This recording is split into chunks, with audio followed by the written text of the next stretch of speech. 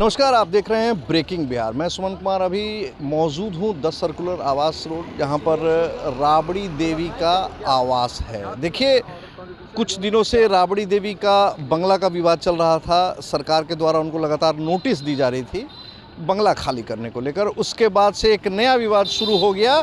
लालू प्रसाद यादव और राबड़ी देवी की सुरक्षा जो है कम कर दी गई। इसके बाद से आज सुबह घटनाक्रम बदलता है और तेजस्वी यादव को जो Y+ सुरक्षा मिली थी उन्होंने उसे हटा दिया। और आप देख सकते हैं तस्वीरों के माध्यम से कि राबड़ी देवी के आवास के बाहर जो सुरक्षाकर्मी मौजूद रहा करते थे, आज उन सुरक्षाकर्मियों की जगह आरजेडी कार्यकर्ताओं ने ले ली है। तो राबड़ी देवी ने किस कारण से तमाम सुरक्षाकर्मियों को हटा दिया, तमाम आरजेडी के कार्यकर्ता यहाँ जुट गए हैं। हमारे साथ वार्ता करने के पूर्व विधानसभा अध्यक्ष उदय नारायण चौधरी जी हैं। सर, तमाम आरजेडी कार्यकर्ता, आप लोग वरिष्ठ नेता लोग यहाँ पहुँच गए हैं। देखिए, सरकार जो सत्ता में आ जाती है तो दल का केवल नहीं रहता है, वो बिहार की जनता का हो जाता है। और जो कार्रवाई अभी सरकार कर रही है वो दलीय आधार पर कार्रवाई कर रही है। दलीय आधार पर कार्रवाई नहीं होनी चाहिए, विपक्षी होने के हैसियत से कार्रवाई नहीं होनी चाहिए। अब राबड़ी देवी दो बार बिहार के मुख्यमंत्री रही। राबड़ी देवी विधान परिषद में प्रतिपक्ष की नेता रही हैं। लालू जी दो बार बिहार के मुख्यमंत्री रहे हैं, केंद्र में मंत्री रहे हैं और देश के जाने माने लीडर हैं, आज भी लीडर हैं वो। तेजस्वी यादव नेता प्रतिपक्ष हैं, डिप्टी चीफ मिनिस्टर हैं। लेकिन अब इन लोगों के भेदभावपूर्ण कार्रवाई के साथ इन लोगों के सुरक्षा को हटाना ये उचित नहीं है, ये सम्यक निर्णय नहीं है, ये पक्षपातपूर्ण निर्णय सरकार का है, जिसके विरोध में बिहार की आम जनता धीरे धीरे करके यहाँ आ रही है। क्या लगता है कि लगातार जो भारतीय जनता पार्टी को जो सपोर्ट मिल रहा है, जो उसके नए नए प्रदेश में सरकार बन रही है, इस कारण से थोड़ा अहंकारी हो गई है क्या भारतीय जनता पार्टी? भारतीय जनता पार्टी जो चुनाव जीत रही है वो चुनाव आम जनता से थोड़ी जीत रही है। चुनाव जो जीत रही है वो चुनाव आयोग के करतूतों से जीत रही है, आम जनता की जीत नहीं है वो।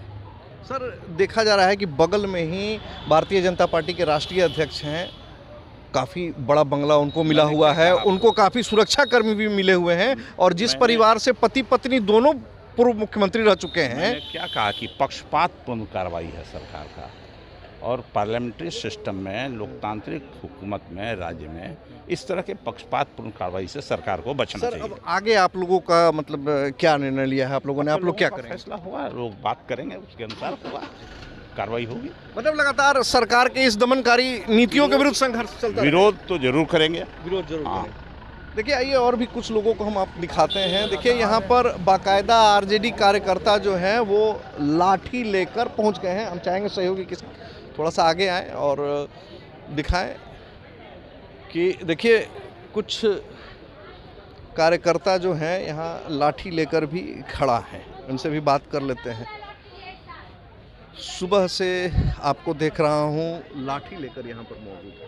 और लाठी नहीं इसको कहिए भाई, ऐसी छोटा डंडा है। अच्छा। हमारे नेता राबड़ी देवी जो हैं, तेजस्वी जी भी नहीं है, आप तो जान रहे हैं। हमारे आदरणीय नेता लालू प्रसाद जी भी यहाँ नहीं है और सुरक्षा को कटिंग मतलब कि हटा दिया गया है और ऐसे नेता को हटा दिया गया है, सुरक्षा में कटौती किया गया है कि ये पहला मुख्यमंत्री महिला है,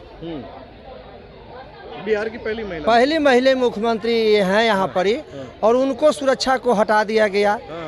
तो कार्यकर्ता को फर्ज बनता है कि भाई अपना नेता को सुरक्षा के लिए आना चाहिए। तो हम लोग आ गए हैं यहाँ पर ही, और जब तक ले सरकार व्यवस्था नहीं करती है तो हम लोग कार्यकर्ता ही सुरक्षा में रहेंगे। कार्यकर्ता ही सुरक्षा में रहेंगे, लगातार रहेंगे। हाँ, लगातार हम रहेंगे। क्षेत्र में भी जाएंगे हमारे नेता तो हम लोग जाएंगे। हाँ, अब कार्यकर्ता ही चलेंगे। हाँ, जब सरकार नहीं जिम्मा लेगी तो कार्यकर्ता जिम्मा लेगी ना। चलिए, ठीक है। देखिए, हमारे साथ आरजू खान हैं, राजद के प्रवक्ता हैं। ये भी 10 सर्कुलर रोड आवास के बाहर कुर्सी लगाकर बैठे हुए हैं, कब तक बैठिएगा अर्जुन जी? जब तक सुरक्षा जो है बेहतर तरीके से वापस नहीं की जा सकती है। और हम तो ये साफ कहना चाहते हैं कि ये आखिर में कौन सी आपकी प्रतिशोध की भावना है। आप सत्ता पक्ष के लोग हैं और विपक्ष सत्ता पक्ष का दर्पण होता है, लेकिन आप उस विपक्ष के जरिए दर्पण में अपना चेहरा नहीं देखना चाहते हैं, क्योंकि ये जो आपका चेहरा है ना, बड़ा घिनौना है, बड़ा दागदार है। अब देखिए किस तरीके से राबड़ी आवास को खाली करवाने की बातें चली। एआई सबमिट का आपने दायित्व नहीं समझा कि एआई सबमिट में क्या बोलना चाहिए। आपने हरित क्रांति के ऊपर सवालिया निशान उठा दिए।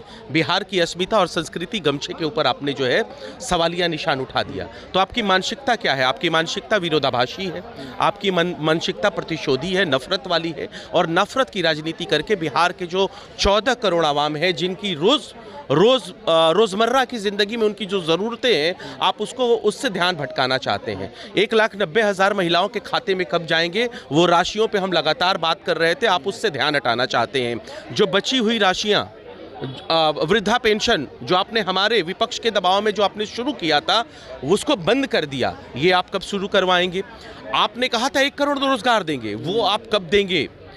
फूड प्रोसेसिंग यूनिट कब लगेंगे? बिहार का जो 4 करोड़ लोग जो पलायन करते हैं बिहारी, वो पलायन कब रुकेगा? इंफ्रास्ट्रक्चर कब बेहतर होगा? पुलिया कब टूटना बंद होगा? पुलिया का करप्शन है। ये तो कहते थे क्राइम, क्रिमिनलिज्म और करप्शन, ये सारा चीज हमको मालूम है। 10 दिन पहले उसका इनॉग्रेशन हुआ था, उसका उद्घाटन हुआ था और उसके बाद भर के गिर गई। तो ये तो नई चीजें नहीं है। बिहार प्रदेश का जो चौली दामन का साथ है, वो भ्रष्टाचार के साथ है। इन सारी चीजों से आप ध्यान भटकाना चाहते हैं और इसकी वजह से आपने सुरक्षा में कटौती की। हम कहते हैं आप सुरक्षित हटा दीजिए। अगर आप इतनी प्रतिशोध की भावना में जल रहे हैं, नहीं चाहिए लीडर ऑफ अपोजिशन को। विधान परिषद की जो विरोधी दल है आदरणीय राबड़ी जी, उनको नहीं चाहिए सुरक्षा। बिहार की जनता को सुरक्षा देने का आप वादा करोगे? आज से है हिम्मत? सरकार के लोग हमारे सवाल का जवाब देंगे कि बिहार के 14 करोड़ आवाम की सुरक्षा कब दी जाएगी? हमारी सुरक्षा में आप कर दीजिए कटौती, हमको कोई परेशानी नहीं है। प्रतिशोध की भावना में जलते रहिए, लेकिन 14 करोड़ बिहारियों के हक के लिए हम आवाज़ उठा रहे हैं।